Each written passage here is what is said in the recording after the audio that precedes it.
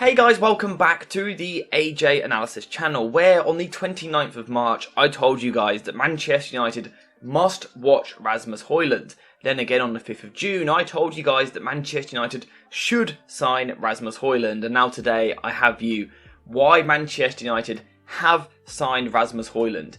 Now, as I've said there, I have already done 2 videos on Rasmus Højlund before, so they will be linked in the description down below, and also there'll probably be some cards pop up, like up there on the screen somewhere, linking you to those videos. Those videos are really talking about his strengths and his weaknesses, and also a little bit about his tactical fit. Now, importantly, if you go back and watch those 2 videos, one thing you need to consider is that myself, like you guys, have only really been learning about Rasmus Højlund this season. So some of my opinions have perhaps changed from back then, or developed further, things like that. However, today, rather than talking about strengths and weaknesses, I want to talk about, literally, how I truly believe that if he starts, he will improve Manchester United in almost every different aspect of play, certainly in possession. Before we continue into the video, I want to talk to you guys about today's video sponsor, the Football Shirt Club, who kindly sent me this mystery box for me to try out for myself. And as you guys would have seen in recent videos, it allowed me to get this lovely PSV shirt. On top of that, we also got some really nice playing cards as well. Now, I can't quite show you the quality of these on camera, but trust me, they really are really nice quality. You can see we've got Marcus Rashford there. We also got a really nice information card as well, which you can read there. You can pause it if you want to read it. I will be reading it later. But it kind of tells you all about the kit and the team that are wearing it. And genuinely all round, it's just really high quality. It's a brilliant service, which I really highly recommend. If you guys want to check it out, you can use the link in the description down below. I know for sure I will be getting myself another mystery box. And who knows, maybe one day one of those shirts will go in one of those frames up there. If you want to check it out, use the link in the description down below, and also use code AJ10 on your order for a lovely little discount. In terms of strengths, like I said, we're not going through that today. Here's a kind of a basic FBref report if you guys are interested. But if you want a more in-depth look, go watch those 2 other videos. Because today we are focusing on the tactical board, because I really think that he brings a lot to the club this summer. So to go through this and to kind of prove or enhance my point that I think he affects Manchester United in so many different ways, we're going to start with how he will improve Manchester United in the first phase of possession. Now that might sound a little bit odd because we're talking about a striker here. Surely a striker doesn't really affect your first phase of play. Well, Rasmus Højlund does, because he is a very unique profile. We are talking here about someone who is 6'3" tall, incredibly physical, but also pretty decent technically, and also incredibly fast. He's very well rounded. Now don't get me wrong, he's still a little bit rough around the edges, he's still a little bit raw, but in terms of as a profile, fundamentally he can do almost every different aspect of striker play, which makes him so promising and so effective in so many different areas. So let's start off. Let's say Andre Onana has the ball at his feet. How does this affect Højlund, or how does, more importantly, Højlund affect Onana? Well, it works a little bit like this. Because Manchester United this season should be really good at playing out from the back, particularly in their structure that we've seen in pre-season, looking something like this. If the opposition try and press you, a combination of Onana and Højlund can really hurt the opposition. Because let's say the opposition want to press, they know they have to commit extra players forward because Onana is so good playing out from the back. So for example, you might have to do something which looks a little bit like this. Now, this would still leave someone like Bruno Fernandes free, so the opposition would have to be even braver and literally go man for man. If you really want to stop Manchester United playing out from the back in the most effective way possible, you have to go man for man pretty much all over the pitch. This is where Højlund is massively effective, because Onana is the best ball-playing goalkeeper in the world. Now, in other teams this may not be important, but here it is. Because Onana is so good at passing, Højlund can be a weapon from this position here. Because Onana has the ability, if he wants to literally send this ball over the top in behind the defence. We saw him do it a couple of times the other day against Borussia Dortmund in the friendly. It didn't quite come off because the timing of run or the control of the forward wasn't quite right. But Højlund genuinely offers the threat of spinning in behind here and going in these situations. But also, he has the potential to maybe be a target man. Now at this moment in time, I wouldn't label him as a target man because despite being about 6'3" tall, he's not great in the air. If you go long to him, a centre-back will occasionally kind of beat him in the air. However, because of his profile, because of his size, his strength and also his technique, he does have the potential to really become this. At the moment, it's inconsistent. He does it at times, sometimes very well, sometimes a little bit poorly. But there is certainly the opportunity or the potential for this to be a thing, where someone like Onana or maybe even Lissandro Martinez from a deeper area is going long into Rasmus Højlund, who's then looking to maybe come deep, hold the ball up with his chest in these areas here, or into his feet if possible. But then you get runners off of that. Someone like Bruno Fernandes in these areas. It's something which Manchester City evolved to do last season. There were situations, particularly in the game against Arsenal, which really turned the title race, where Manchester City would draw Arsenal onto them in the press, go along to Haaland, and then De Bruyne was on the second ball. Rasmus Højlund, Bruno Fernandes, Mason Mount, Marcus Rashford could have a similar sort of understanding, where you go long and then get on the second ball. This is why the combination of Onana, of course, I've spoke about before, but also Højlund is such a good pair of signings, because it really makes United even better out from the back. Because if United want to play out from the back, the opposition will look to press them. If the opposition look to press them, United, as we spoke recently, have the ability to play out from the back, but also have the weapon of going really, really direct. So Højlund could be extremely useful in that way. For similar reasons, Rasmus Højlund also has the potential to be a very, very big threat from artificial transitions. Now, today I don't want to break that down too much, because I do want a separate video on what an artificial transition is. However, to kind of, as a brief overview, it's all about you controlling possession, you're drawing the opposition onto you, which leaves them light on numbers at the back, which allows you to kind of sustain possession, but you're then turning it into a transition, similar to what Brighton done a lot last season. Rasmus Højlund, once again, could be very good in that position. There's a few reasons for that. One of the reasons, again, though, is mainly just because he's well-rounded, so he can drop into this area and use his hold-up play. When the ball's into his feet, his hold-up play is much better, and at 6'3", very muscular, he has it in him to compete with the most physical Premier League defenders. I do truly believe that. From these positions, though, Manchester United can be dangerous, because importantly with Højlund, he's not going to take Rashford's space. This was my fear with someone like Victor Osimhen coming into the club. Victor Osimhen is a player who kind of wants to spin in behind constantly. That kind of takes some of Rashford's threat away from him. However, with Højlund having a mixture to his game, yes, he can go in behind, and we'll come back to that, but he is happy to come towards his feet. Something like what someone like Harry Kane might have done if he was signed. So this still leaves room for Marcus Rashford.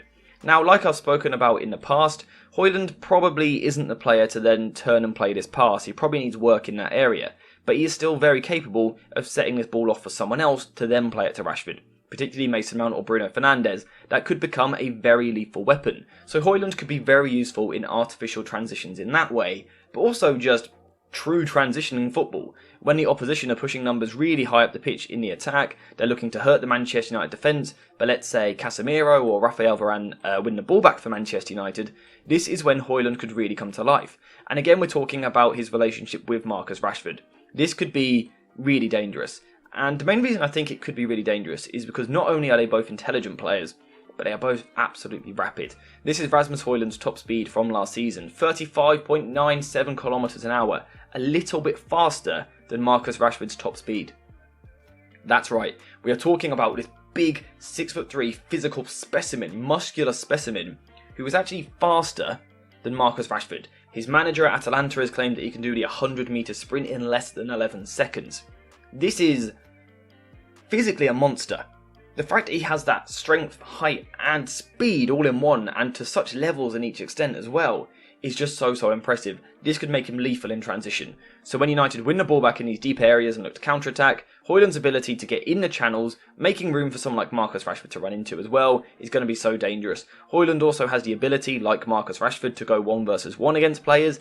In a situation like this, he's happy to stand up the defender, he's got a good bit of dribbling ability, he can knock the ball past the defender and race in on goal. Genuinely, he is going to offer a big threat in this way. So he's offering a threat in the first phase. He's also offering a threat in the second phase due to either transitions or artificial transitions. The big question is, can he do it in those games where United have a lot of possession? Because we've seen it a decent amount over the past couple of seasons. Games where United kind of have the ball, they create these half chances, but there's no one there to really finish them off. Can Rasmus Højlund be that guy? Well, yeah, he can. Rasmus Højlund can be that guy. Is he it right now? Maybe not quite yet, but we're talking about a 20-year-old striker here. Someone who has the world at his feet, the future ahead of him, the potential to become something incredible. Because what I like is that whilst he will do all that other play in the other phases, he's happy to link play and things like that. Once it gets into the final third, he has a really good balance. So yes, in these positions, he is going to drop a little bit deeper at times. So let's say Mason Mount is here. Højlund will show his feet to kind of offer the pass and then maybe lay it off to someone like Bruno Fernandes.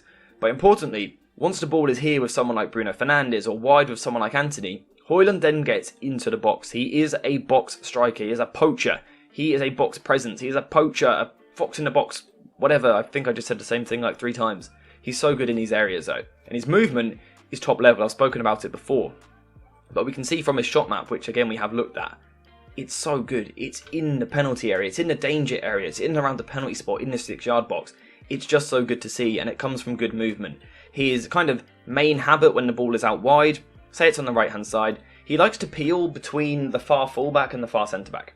So a lot of strikers will go in this position here. Højlund likes to go here, and there's a reason for that. As a young defender, as a centre back, you are taught one thing. If the player can see your number, you are in trouble, because that means you've got your back to them. They can see you. They're in control of the situation. That is what Rasmus Højlund is really good at doing.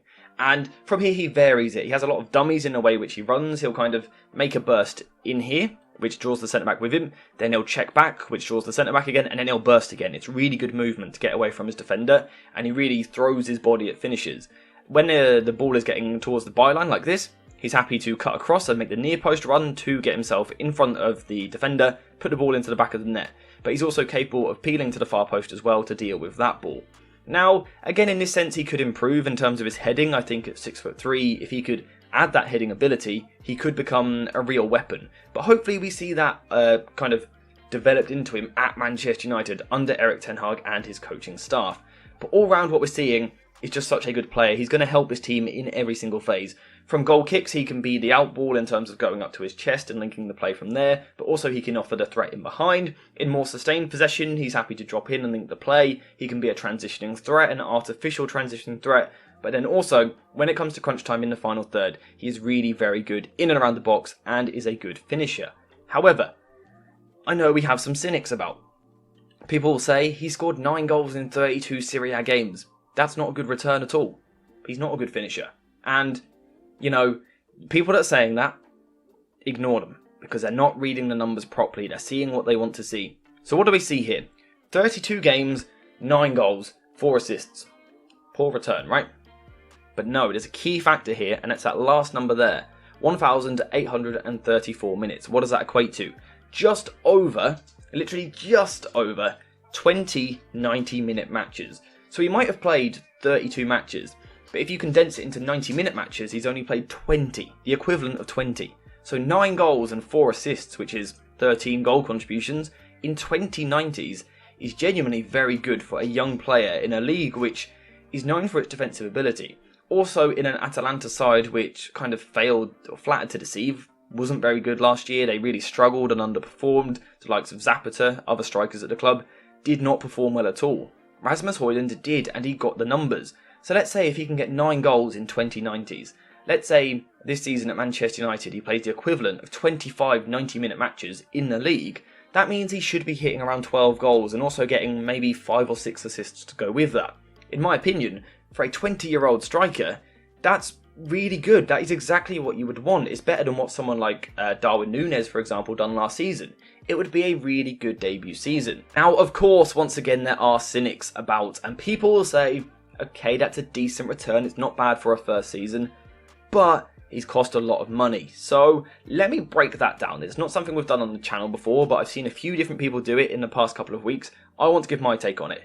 For this, you are going to see me kind of looking away a lot, reading this piece of paper, because I want to get the figures accurate. But let's try and figure it out, because what people are saying is Rasmus Højlund has just signed for, according to Fabrizio Romano, £65 million. People are saying we could have chucked £30 million on top of that and got Harry Kane, who's proven. Why did we not do that? Let's break the numbers down and break the contract down and break the length of contract down and also the quality of player. So bear with me a second here. Make sure I don't lose you. Rasmus Højlund, like I said, I'm going to be reading a lot of this, cost £65 million. He is on a contract, we believe, which is £75,000 per week. Okay? So that means if you pay him for 5 years, which is his current contract, so a 5-year contract times the £75,000 which he will be earning per week. If you do that for 5 years, that is £19.5 million. Okay, so we've got a £65 million signing on fee, a £19.5 million contract over 5 years. which gives us a total transfer, essentially, of £84.5 million. Quite a lot of money. However, when you break it down on a yearly basis over 5 years, it suddenly doesn't look so bad. So for example, £65 million divided by the 5 years he will be here, you're only paying £13 million per year, which isn't bad at all for your starting striker. But then wages, £19.5 million over 5 years, divide it into per year, it's only £3.9 million, which means that per year, Rasmus Højlund, you're kind of spending on him £16.9 million on per year, over 5 years. That sounds really cheap to me. To give a bit of context, let's compare that to Harry Kane. Harry Kane would probably cost, at the cheapest for Manchester United, £100 million. I also think it's fair to assume that as an absolute minimum, he would be on £300,000 per week. People would agree, right? There's talks of £500,000 even, so £300,000 at a minimum. Also consider the fact his age, it would therefore be, most likely, a 3-year contract. So let's break down the maths. £100 million over 3 years is £33.3 million per year, compared to the £13 million per year for Højlund in terms of transfer fee. Wages, if you're paying him £300,000 a week for 3 years, it would cost you £46.8 million over 3 years. Now if you divide that by 3, it's £15.6 million per year for Harry Kane's wages, compared to Rasmus Højlund, £3.9 million per year. So if we add the transfer fee and the wages per year for Harry Kane, for an £100 million deal with £300k a week, it would be £48.9 million per year, leading to a total of £146.8 million. So a £146.8 million deal for 3 years of Harry Kane, compared to £84.5 million for 5 years of Højlund. And in terms of a yearly basis, it's £16.9 million per year for Rasmus Højlund, compared to £48.9 million per year for Harry Kane. Now, why do you spend the big money on a striker? They score goals, they win games, they put you through in the biggest competitions, the Champions League, the FA Cup, they give you big moments. The round of 16, you've got a tight game, you need your striker to score a goal to get you through. That's why these players are worth big money, because these competitions are worth big money to these clubs. Let's take Champions League for example. Simply by qualifying for the Champions League, a football club gets £13.3 million. Let's say Rasmus Højlund scores a goal in the last minute of the 6th game of the group stage to put United through to the next round. That is worth £8.4 million to the club. If he does the same again in the round of 16, that is worth another £9 million. So we already know that United are in the Champions League this season. Let's say Rasmus Højlund scores a winning goal in the last game of the group stage, the last game of the round of 16 and also the quarter-final. That is worth about, £30 million to Manchester United. When you consider we're paying £16.9 per year for Højlund, one good performance in the Champions League nearly pays for 2 years of Rasmus Højlund. That is why I also think from a financial point of view, it is also a good deal. It is more expensive than I would have liked, but when you break it down over 5 years and you look at what he could bring to the club, it could be really, really bright. And that's just on looking at 5 years. Rasmus Højlund is young enough that he could be here for 10, 12, maybe 15 at a push. This is a long-term project, and I truly believe it's a really good signing. In the short term, is he going to start? I'm not too sure. If you asked me 3 months ago, I would have said, no, not for me. Watching more of him and watching Manchester United in pre-season, they are desperate for this exact profile, what Rasmus Højlund is. So I do wonder if he might come straight into the team, and if that's the case and he hits 15 goals, for example, this season, it would be brilliant business, and it is needed to propel United to that next level. And that, as I said at the start of the video, is why Manchester United have signed Rasmus Højlund, and that is all I have to say for today's video. So thank you guys for watching. I hope you have enjoyed it. Let me know any of your thoughts in the comments down below. And as always, I'll see you in the next one.